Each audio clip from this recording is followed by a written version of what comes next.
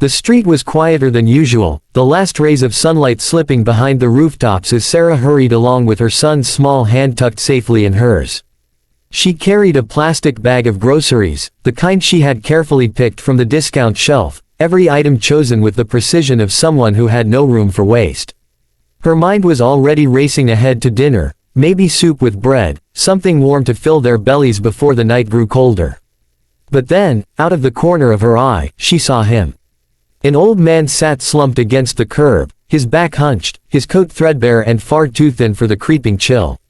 His face was lined with years of hardship, but it was his eyes that caught her heart, tired, hollow, and lost in a way that spoke of hunger and loneliness.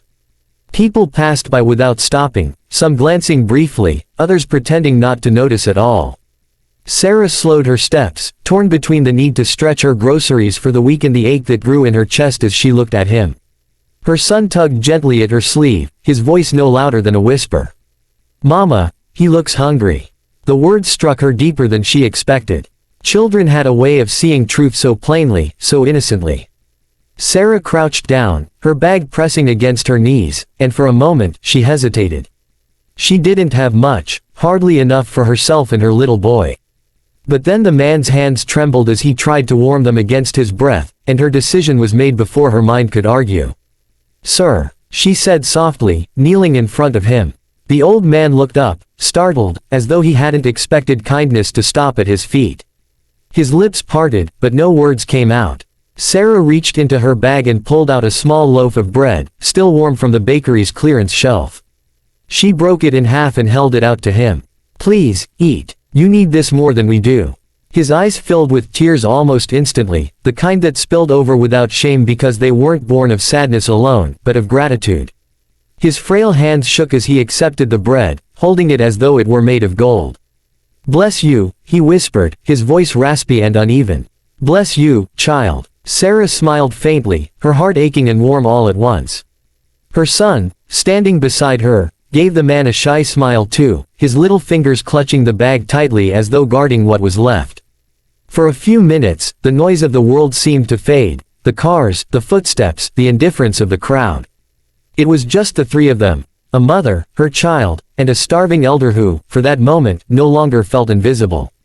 The old man chewed slowly, each bite seeming to restore a little life to his face, though his hands still trembled with weakness. Sarah stood for a moment, watching him as if deciding whether to leave, but something in her heart wouldn't let her walk away.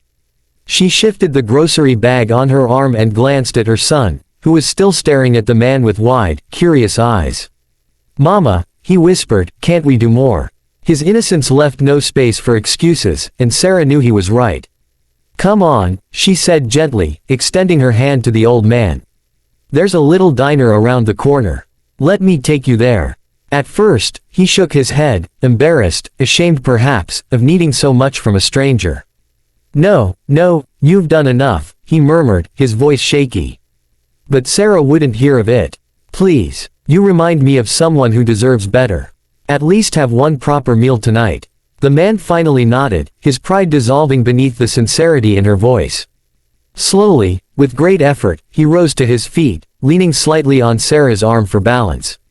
Her son skipped ahead, pointing toward the warm glow of the diner window just a short walk away. The bell above the door jingled as they entered, and the smell of coffee and fried food wrapped around them like a blanket. Sarah guided him into a booth, her movements gentle, almost protective. She handed him a menu, though it was clear he could barely read it through his weary eyes. Without hesitation, she ordered a hot meal, a plate of eggs, toast, and soup, and pushed a steaming cup of tea toward him once it arrived. The old man's hands curled around the cup, soaking in the warmth as though it were the most precious gift he'd ever been given.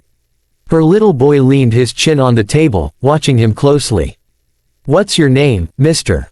he asked in a sweet, unfiltered tone. The old man smiled faintly, his voice soft. "Joseph," he said. "My name is Joseph." He looked at Sarah then, his gaze full of gratitude. "You didn't have to do this. I don't even know you, and still, you care." Sarah offered a small smile, though there was sadness behind it. "Everyone deserves kindness," she replied. "One day, I'd hope someone would help me if I was in your place." Her words hung in the air, simple yet profound, and for a moment Joseph's eyes glistened as if he were holding back more than just tears, memories, regrets, maybe even guilt. When the food came, he ate with slow determination, savoring every bite. Sarah sat across from him, her son beside her, feeling an unusual peace despite the fact that her wallet now held almost nothing. She didn't regret it. In fact, she felt something bloom in her chest, an unexplainable warmth that told her she had done the right thing. As Joseph finished, he reached across the table and clasped Sarah's hand in both of his weathered ones. His grip was weak but full of emotion. "I will never forget this," he whispered. "You have no idea what this means." Sarah squeezed his hands gently, offering him a reassuring smile. "Just promise me you'll take care of yourself." He nodded, eyes shining with unspoken words. And as they left the diner that night, her son skipping along happily, Sarah knew she had given Joseph something more than food. She had given him dignity, compassion, and the reminder that he was still seen, still valued, even when the world had turned its back on him. Morning sunlight streamed weakly through the thin curtains of Sarah's apartment as she hurried her son through breakfast. The air smelled faintly of reheated tea, and the small table was cluttered with schoolbooks and her cleaning supplies, reminders of the day ahead. She was already late for her shift, tugging on her worn jacket when a deep rumble outside drew her attention. Through the cracked window, she saw a sleek black car roll to a stop, its polished surface gleaming against the gray apartment block. It looked wildly out of place among the rusty bicycles and broken flower pots that lined the street. Sarah frowned, her heart quickening. Men in suits didn't come here, not to her neighborhood, not to her life. A tall figure stepped out of the car, his stride purposeful, his suit sharp, his shoes shining like mirrors against the cracked pavement. Even from a distance, Sarah could see he carried himself with authority, the kind that turned heads without trying. Neighbors began peeking from behind doors and windows, whispering and pointing. Her son pressed his nose to the window. "Mama, look, is he a movie star?" he whispered with excitement, but Sarah's stomach tightened with unease. She didn't belong in the world of men like this. Whoever he was, she doubted he had come looking for her. And yet, he was coming closer. His gaze swept the building, then landed firmly on her doorway as if he had been searching for it all along. She pulled the door open cautiously just as he reached the steps. Up close, his face was striking, strong features, eyes dark and unreadable, yet softened by something urgent beneath the surface. He paused, almost as if steadying himself, then spoke. "Are you the woman who helped an elderly man last night?"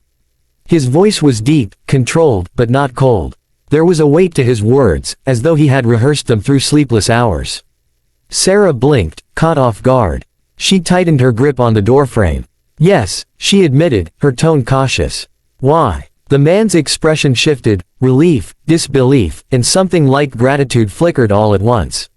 His shoulders seemed to loosen, as though he had finally found what he'd been desperately seeking. "I've been looking for you," he said simply, though his voice trembled faintly around the edges. Behind her, her son peeked from around her skirt, studying the stranger with wide eyes. Sarah felt her throat go dry, her mind racing. She had done nothing more than share food and kindness with a lonely old man. Why would that matter to someone like him? And why, of all people, had he come here? The silence stretched, filled only by the murmur of neighbors gossiping from balconies.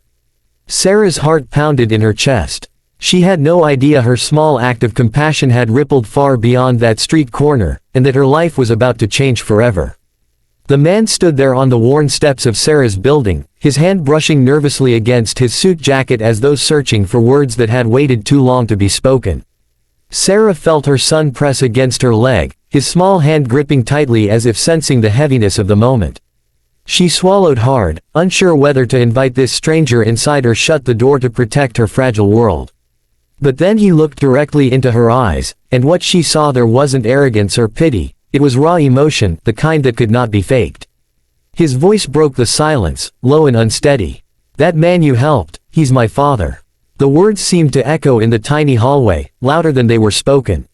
Sarah's lips parted, but no sound came out. Her mind replayed the night before, the trembling hands, the hollow eyes, the whispered blessings of the old man named Joseph. She had thought he was just another forgotten soul wandering the streets. Now she realized he was someone's father, someone deeply loved, someone missed. I thought I'd lost him, the man continued, his voice cracking in places where pride usually held strong. He disappeared from home last week. I searched every corner of the city, every shelter, every street. And then, you fed him. You gave him warmth when the world turned away. Sarah's throat tightened, her own eyes stinging as his words settled over her. She hadn't done it for recognition, hadn't expected anyone to notice. It was just what her heart demanded, no matter how little she had. But hearing the weight of it from this man, hearing the love threaded into every word about his father, made her realize the ripple of her small kindness. The man stepped closer, lowering his voice, almost as if afraid to break. You don't know what that means to me. People look at my suit, my car, my position, and they see success. But last night, when I couldn't find my father, none of it mattered. I was just a son, terrified. And you were there when I couldn't be. Her son tugged gently at her coat, his little voice chiming in with quiet innocence. Mama gave him bread. And soup too. His pride made Sarah's cheeks flush, but the man's eyes glistened, as if the child's words pierced something deep inside him. He reached for her hand then, carefully, reverently, as though he feared she might pull away. His touch was warm, his grip firm but trembling. I don't know how to repay you, he whispered, his tone carrying more sincerity than any polished business speech ever could. But I promise, from this day forward, you are not alone. Whatever you need, whatever dream you've buried, let me help. Not out of obligation, but because you reminded me of what truly matters. The street had fallen quiet around them, neighbors holding their breath behind curtains, watching this strange meeting unfold.